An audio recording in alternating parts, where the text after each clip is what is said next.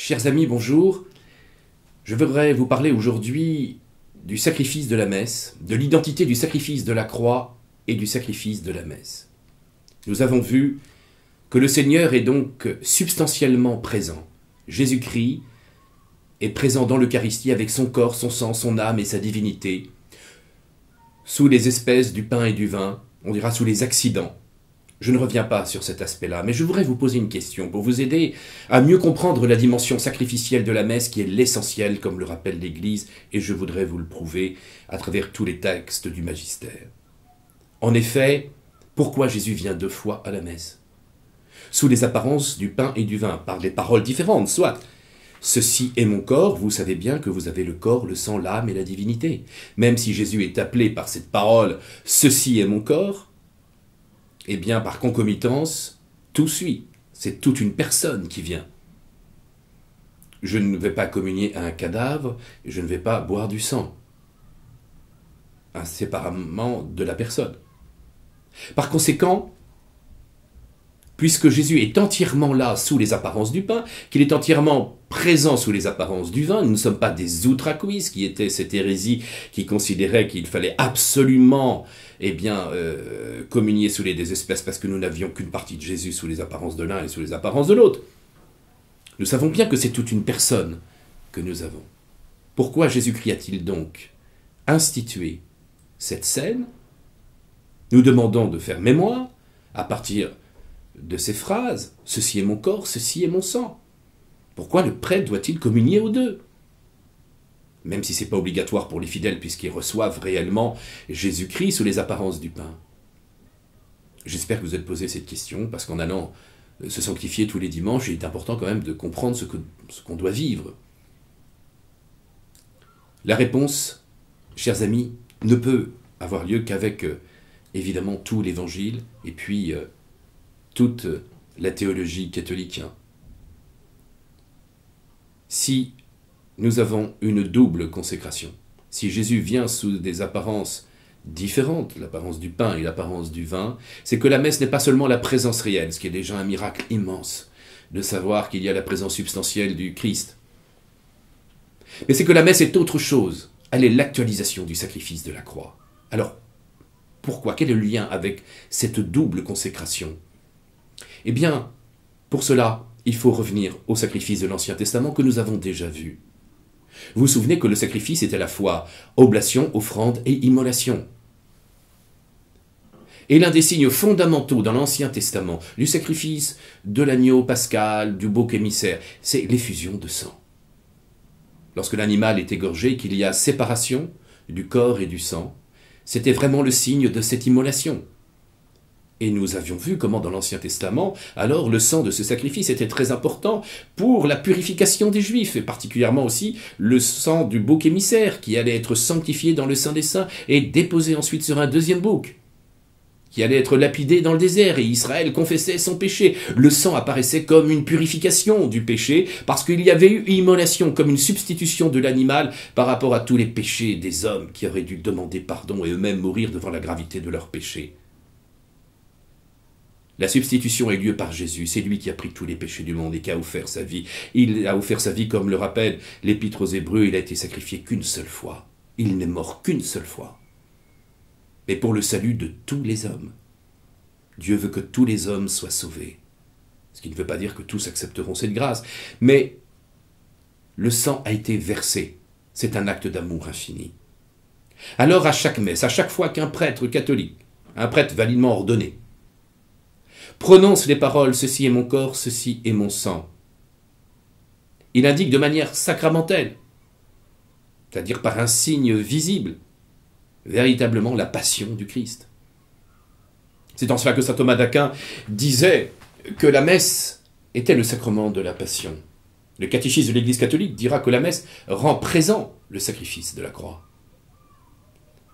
Parce qu'en effet, par ces paroles, « Ceci est mon corps, ceci est mon sang », le prêtre alors indique publiquement qu'il y a comme une séparation qui se fait. Mais dans les faits, il n'y a pas de séparation de corps et du sang, puisque Jésus est là avec son corps glorieux. Il n'y a plus de sacrifice sur l'autel. Toute tentative d'explication de paroles qui auraient pu être comme une parole tranchante ou comme un glaive ne tiennent pas.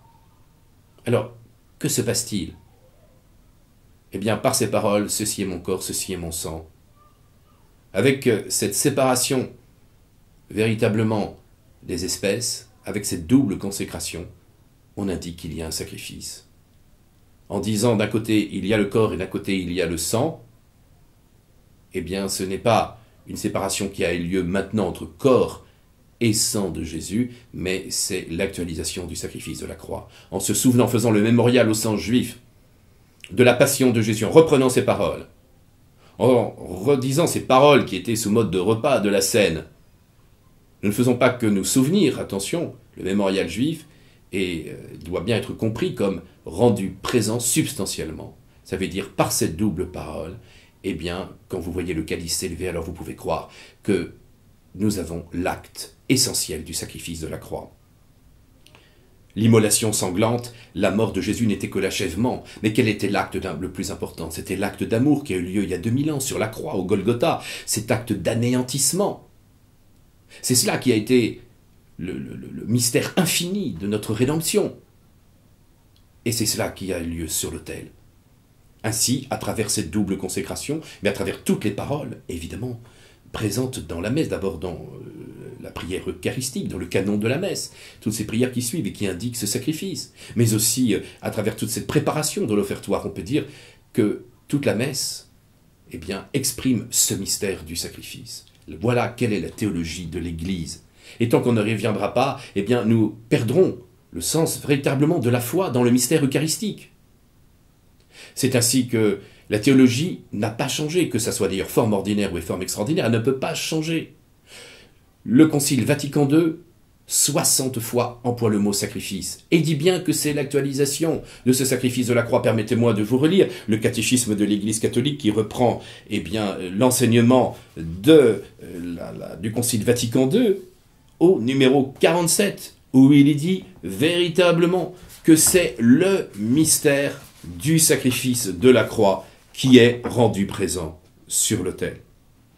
Mais aussi, non seulement nous l'avons au numéro 47 de Sacrosanctum Concilium, mais c'est aussi présent, évidemment, dans l'encyclique du pape Paul VI, c'est présent dans tout le catéchisme de l'Église catholique, et puis c'est présent dans les documents de Jean-Paul II, sa lettre du Jeudi Saint, qui réaffirme bien l'identité entre sacrifice de la croix et sacrifice de la messe.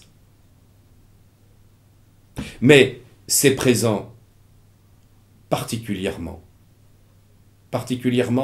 donc dans tout cet enseignement magistériel pour nous dire dans Ecclesia de Eucharistia que nous sommes en présence d'une identité entre sacrifice de la messe et sacrifice de la croix. J'aimerais vous relire ce que Jean-Paul II dit. La messe est à la fois et inséparablement le mémorial sacrificiel dans lequel se perpétue le sacrifice de la croix et le banquet sacré de la communion au corps et au sang du Seigneur. L'Église vit continuellement du sacrifice rédempteur et elle y accède non seulement par un simple souvenir plein de foi, mais aussi par un contact actuel, car ce sacrifice se rend présent, se perpétuant sacramentellement dans chaque communauté qu'il offre par les mains du ministre consacré. De cette façon, l'Eucharistie étend aux hommes d'aujourd'hui la réconciliation obtenue une fois pour toutes par le Christ pour l'humanité de tous les temps. En effet, le sacrifice du Christ et le sacrifice de l'Eucharistie sont un unique sacrifice. Et plus loin, l'encyclique le redira encore. La messe rend présent le sacrifice de la croix, elle ne s'y ajoute pas, elle ne le multiplie pas. Ce qui se répète, c'est la célébration en mémorial, la manifestation en mémorial, memorialis demonstratio, du sacrifice par lequel le sacrifice rédempteur du Christ, unique et définitif, se rend présent dans le temps. Chers frères, nous devons comprendre que nous sommes en présence d'un mystère absolument incroyable. Et que, en fin de compte, ce grand miracle, ce qui est vraiment le cœur de notre foi, ce que nous devons aimer particulièrement à vivre chaque dimanche, mais même tous les jours si nous le pouvons, c'est l'acte d'amour infini. La plus grande merveille du monde est rendue présent toutes les secondes sur terre. C'est 450 000 prêtres qui vont offrir l'Eucharistie, qui vont offrir le sacrifice de la messe. Et cet acte est donc bien là.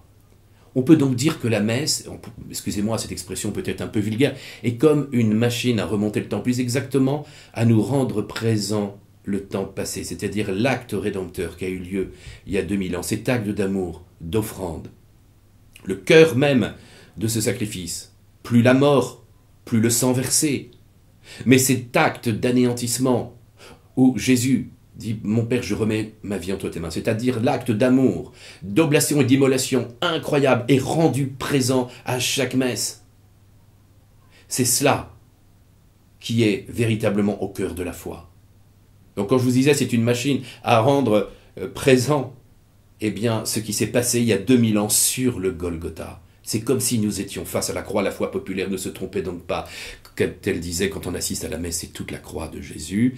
Jean-Paul II a ainsi clos un certain nombre de débats et d'hypothèses théologiques qui essayaient de chercher du côté du sacrifice spirituel ou d'un simple sacrifice de louange ou d'un sacrifice d'action de grâce, etc. Tout ça est présent. Bien entendu, le sacrifice d'action de grâce, le sacrifice de louange, le sacrifice de demande, tout cela est présent, mais vous comprenez bien que c'est d'abord le sacrifice de la croix, donc c'est l'acte rédempteur de propitiation qui est rendu présent. C'est ça l'essentiel de la messe. Tant qu'on ne reviendra pas à cette théologie catholique, alors nous perdrons foi dans l'acte d'amour qui nous a donné le salut.